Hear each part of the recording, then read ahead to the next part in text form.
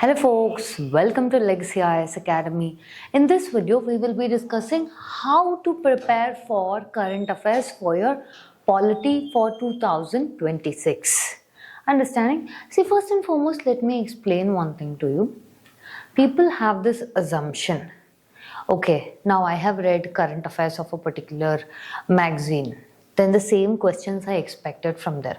Or I have read religiously newspaper for an year. And I should be getting the questions from that. See, just because you focus only on a particular magazine or a particular newspaper doesn't mean that you are preparing properly for the current affairs. In this video, I will decode as to how exactly are you supposed to study for or prepare for current affair, what sources you have to use, and also what are some of the common mistakes you have to avoid. And also at the end, I will teach you how can you expect questions from current affairs. So the next time you pick up a magazine, newspaper, whatever it is, you will be sure as to this is the approach that you have to be following if in case you are thinking that yes, I have to benefit from the current affair preparation. First and foremost, understanding the nature of polity current affairs. See, few people have the assumption that once I read the newspaper, I am aware of everything and also I have sufficient knowledge needed for the current affair. First and foremost, your newspaper here, in the general newspaper that you read, is not specifically curated for UPSC Prelims. Understanding? Now, the whole point of polity current affairs that we are discussing has two aspects to its current affairs: static and current affair, or static and dynamic linking. What do I mean by this? See, first and foremost, in the dynamic, that is in everyday news, a current affair will come. What is the current affair? Meaning something that is happening in the current situation, something that has happening in the news over particular issue, controversy, changes, amendments, anything. Understanding? Now let's say Lok Sabha has introduced a bill, okay, in your December session. The next is upcoming your budget session. So some things that would happen in the ongoing thing will trigger, okay, that is like a trigger. The dynamic part is a trigger. Now your UPSC will not ask question on what exactly happened in your December winter session bill. Or they will not ask you upcoming budget session pe what is good. They are not going to ask on what is. Understanding? They are not going to ask you on that event itself. But this particular dynamic content will do a trigger for a static content. So they will ask, okay, now with respect to bills, passage of bills, your delay in passage of bills by governor. So they ask, the dynamic portion triggers the static portion, which is what UPSC asks as a question. So first and foremost, the polity current affairs means that the dynamic aspect is triggering the static portion. Understanding? So current events will activate these dynamic issues into static topics. Most importantly, you have to understand one thing about polity current affairs means the questions are concept based and not news based. This is why I told you in the starting, just because you read the newspaper thoroughly, 1 hour, 2 hours, and you get nothing out of it, you do not link it with static, there is no use or point of this. Understanding? Questions are concept based, not news based or event based. You also have to identify certain high yield topic areas. What is this high yield topic areas? The best friend for you here will be your previous year, okay, previous year prelims question papers. Why? First and foremost, you can see many a times there will be repetition of topics. In this repetition of topics, okay, you can see which areas UPSC focuses more on. First thing. Second thing is, you will get a first-hand experience as to how a current affair topic is transformed into a question. Understanding? So look at this properly.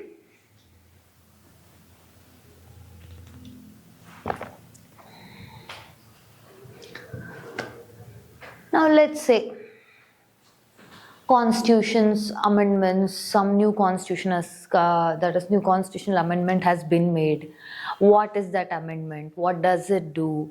Okay, and you can also speak about judicial interpretation of articles, whether they made any changes to some constitutional bodies or judicial interpretations of it.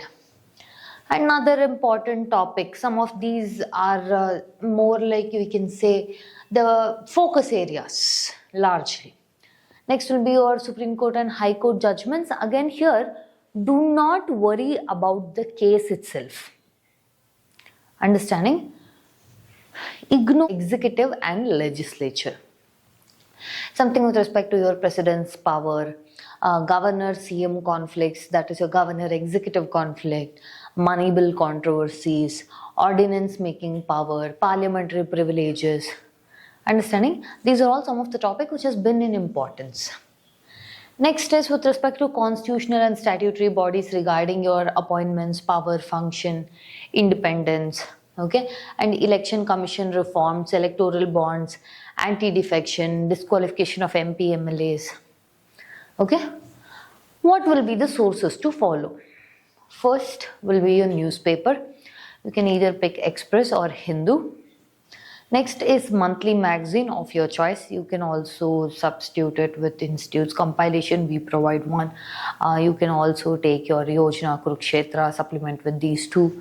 And last is the most important, static. Okay. Static, you can go through your Lakshmikant. One main important thing is, this is called a golden rule for static. How do you link a static to a current affair? First and foremost, any news, let it be, see which article is involved in that. Okay. Now let's say your president's rule is imposed in Manipur. President's rule is imposed through which article? Article 356. Why is union interfering in the issues of state? So what if law and order breaks down in a state? Because of Article 355. It is union's directions to protect the states. So, which articles are involved, which institution is concerned, and what is the constitutional principle? Meaning, is there a constitutional principle involved? If so, what is it? Okay. And lastly, see how UPSC can format or frame it into a question. The last one, how you will get to know based on your previous year question paper analysis. First and foremost, how to make polity current affair notes. See, first and foremost, what we observe students is they will see some article, they will explicitly write that article or reproduce that article, which means you're just making bigger notes. Or elephantine size notes, keeping that is not going to help out. First thing is to know how to make notes for your current affairs. First, pick the topic in news. Take out all the static provisions like we discussed. What articles, what institutions, what constitutional principles are involved. Third, take the facts which are necessary for that. And lastly, see why is it in use. One line. Why is it in use? 1 to 2 lines, that's it. Not more than that. Okay. All of this will start making sense once you have made an analysis of yourself looking at the previous year question papers. Understanding? What are the common mistakes to avoid? See, if you open a newspaper, you have to first learn to differentiate between your polity news and political news. Understanding? Do not excessively get into political aspects or don't get too overtly into topics which are not even related. That is just wasting of time. Second thing, making bulky notes. This is the very biggest mistake. Lastly, you ignore the static. You knowing about the news is not going to help you in any way if you don't know the static behind it. So one single success line mantra, if I want you to take away from this, UPSC does not test news. It tests constitutional understanding based on that news. Understanding?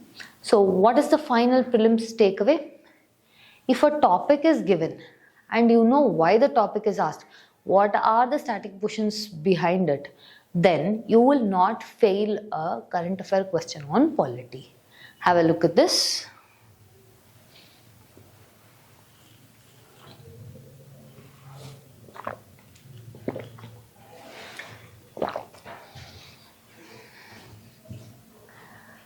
Now, in this I will be showcasing as to few questions where I will show you the link between current affairs and how a particular question can be formed.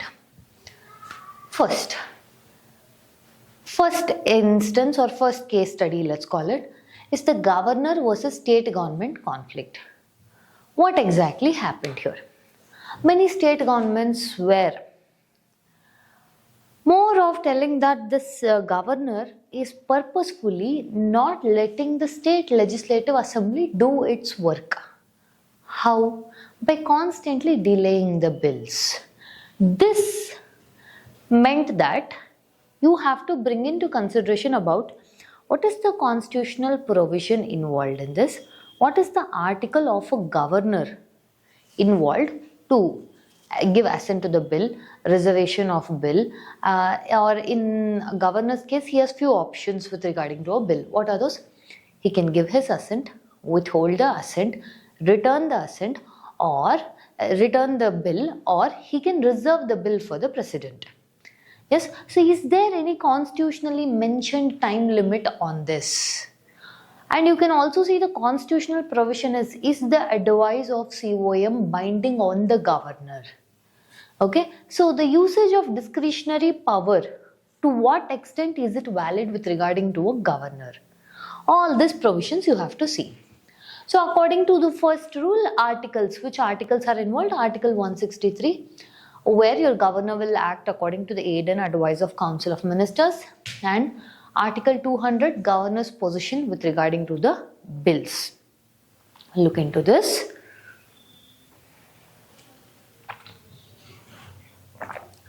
According to Article 200, governor can give assent, withhold assent, return the bill for reconsideration, or reserve for the president. Now, in a very important judicial, let's say with respect to governor of Tamil Nadu case, governor is not an adversary of state government, which means governor's discretion is limited. And also for the first time, your judiciary here, okay, ended up using Article 142, which is complete justice, and told that these bills are deemed to be passed.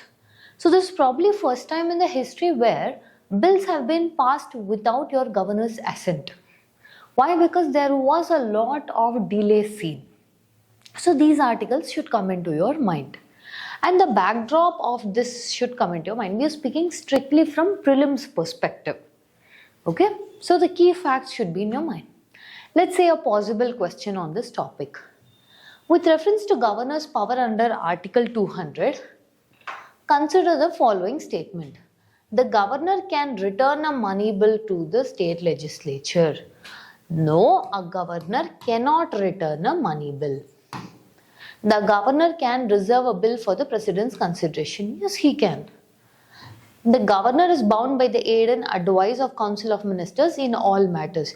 You have to look out for these kind of statements. No, he has discretionary powers which has been granted to him by the Constitution. So here is where you have to make a note as to your discretionary powers of governor is wider compared to your president.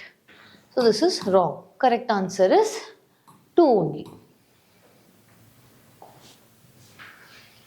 Next is President's rule in Manipur. Now, what happened? See, Manipur has been undergoing ethnic violence since 2023. President's rule has been invoked in Manipur because law and order was broken down. A law and order comes under your state list. Now, again here, when you see which articles are involved, according to Article 355, it is the union directions to protect the states. And Article 356 is imposition of President's rule. In this case, it is when the state machinery breaks down. Now, first thing you have to understand about this topic is not about who did what in Manipur from your prelims perspective, but Can a precedence rule be imposed in a state even without a governor's report? Usually governor is the one who will tell the president to impose precedent rule, but can a president impose even without governor telling so? The answer is yes. So articles involve 356, 355 and governor's report is not mandatory. By and max you can put precedence rule for 3 years, that also comes with conditions, and parliament has to approve it within 2 months. Okay. Under SR Bommai case, they said that your federalism is part of basic structure. So now, let's see a possible question from this. With reference to precedence rule in India, consider the following statement. Precedence rule can be imposed even without governor's report. Correct, like I discussed. During precedence rule, legislative assembly is always dissolved. No, in Manipur case only, if you see, it does not automatically mean dissolved, it can also mean suspended. Okay, so this is wrong. The imposition of precedence rule is subject to judicial review, that is what they also mentioned in your Sarvomai case. So this is correct, the correct answer is 1 and 3 only, which is A. Next is Supreme Court on governor's delay in assent to the bill. What exactly happened here? Like we discussed earlier itself on this delay. First and foremost, governor is not a parallel authority and indefinite delay leads to a constitutional violation. Here again same thing, Article 200, governor acts on the aid and advice of 163. Article 200 deals as to what is the governor's role with respect to a bill. Look at the question.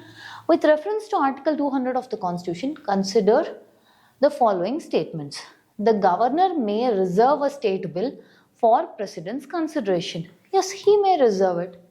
The governor can return a money bill to state legislature. He cannot. The Constitution specifies a time limit for governor to give assent. This is not there, which is why judiciary had to step in and give up a timeline here. Okay, so the correct answer is A1 only. Next is regarding basic structure doctrine. First and foremost, why is this current affair news? Supreme Court has invoked basic structure doctrine many times in the recent years, the last 1 year. So it deals with questions about federalism, judicial independence and electoral processes also. So here you don't have to worry about the specifics of the case, but as to about your basic structure is derived or origin is from Keshwanand Bharti case. What are some of the key elements such as your supremacy of constitution, judicial review, federalism, democracy, free and fair elections.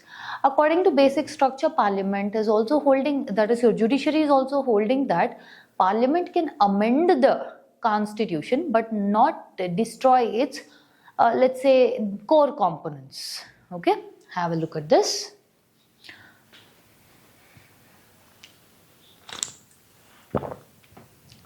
What is a possible question from this topic? Which of the following is not part of the basic structure?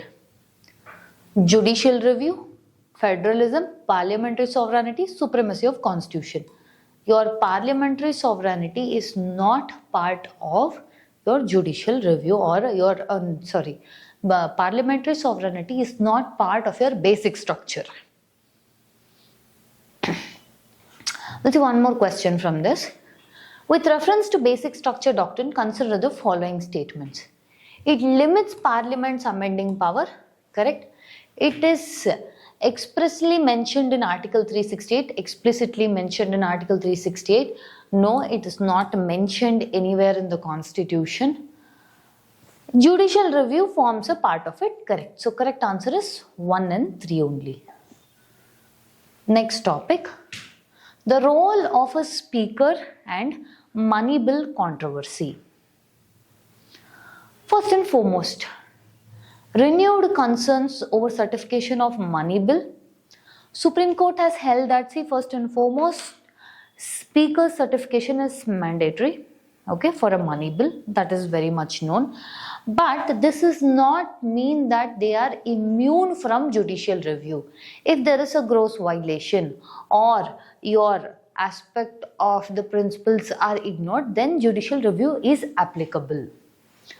So here you will see what is the article involved. Article 110, which speaks about the definition of money bill, and speaker certification is mandatory. Judicial review is permissible if constitutional violation has happened, and Rajya Sabha has limited role with regarding to a money bill. Prelims question from this. A bill shall be deemed to be a money bill if it contains provisions dealing with any matter involving expenditure from Consolidated Fund of India, imposition or abolition of taxes, regulation of local governments, matters explicitly provided under Article 110. So D is the correct answer. So you have to know these things as the important features. Now here why I am discussing this is just for you to understand how current affair can be converted into prelims questions. Next is federalism and center-state relations. See, first of all, what happened was over the couple year, and especially in the last year also, there has been a lot of issues with regarding to center and state, either be it with respect to agencies or even financial devolution of funds. So here if we see, division of powers is largely seen in your 7th schedule of the Constitution into your union list, state list and concurrent list. So we have to make sure these static portions are known. Look at the question here. Which of the following is not a feature of Indian federalism? Division of powers, supremacy of constitution, indestructible states and dual polity. See, first and foremost, the question is not about federalism. The question is about Indian federalism. But if you see, in reality, all of these forms are part of your federalism. Let's say if I was to take your concept of US federalism, but they are asking Indian federalism. So the highlight has to be this. Do we have division of powers? Yes. How? 7th schedule. Union list, state list, concurrent list. Supremacy of constitution? Yes. Dual polity? Yes. Do we have indestructible states? No. We have indestructible union of destructible states. So thus, this is the wrong answer. You have to see the question very well. Next is anti-defection law. Okay. Frequently there has been delays and also criticisms with regarding to your decision on anti-defection and your speaker's role. See, first and foremost, your anti-defection provisions are held under 10th schedule, and to decide on the defection is by the speaker. Why is this done? So as to provide a political stability. Look at this question. Anti-defection law is contained in 9th schedule, 10th schedule, 11th schedule, 12th schedule. Correct answer is 10th schedule. 9th schedule is with respect to your laws having a certain set of immunity from parliament. That also under IR Coelho case it was changed. 11th schedule Panchayat, 12th schedule your municipality. Ordinance making power.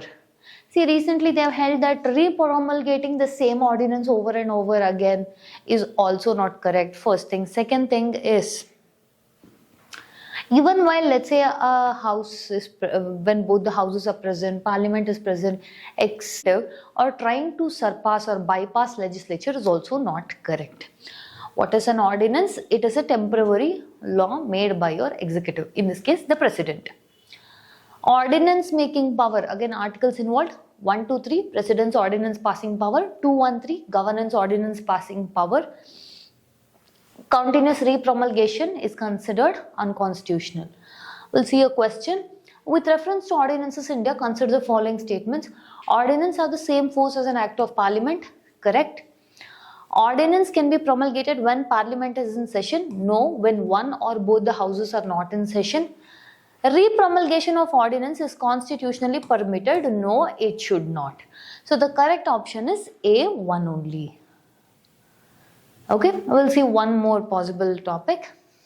An ordinance issued by the president must be approved by parliament within, the correct answer here, it's a very basic static question, 6 weeks of reassembly. So B is the answer. So next topic is tribunals. Tribunal reforms and judicial interpretation, again recently whenever the previous topic, and this is again related. They have shown it as two current affairs, but it happened in one. When Tribunal Act was made sure that your judiciary struck down parts of the act, and also with respect to your judiciary constantly claiming that just because we strike down an ordinance, that doesn't mean you will bring in a particular law. Okay, that is where re-promulgation of ordinance concept also came in. So Supreme Court scrutinized the tribunal appointment rules. Look at this.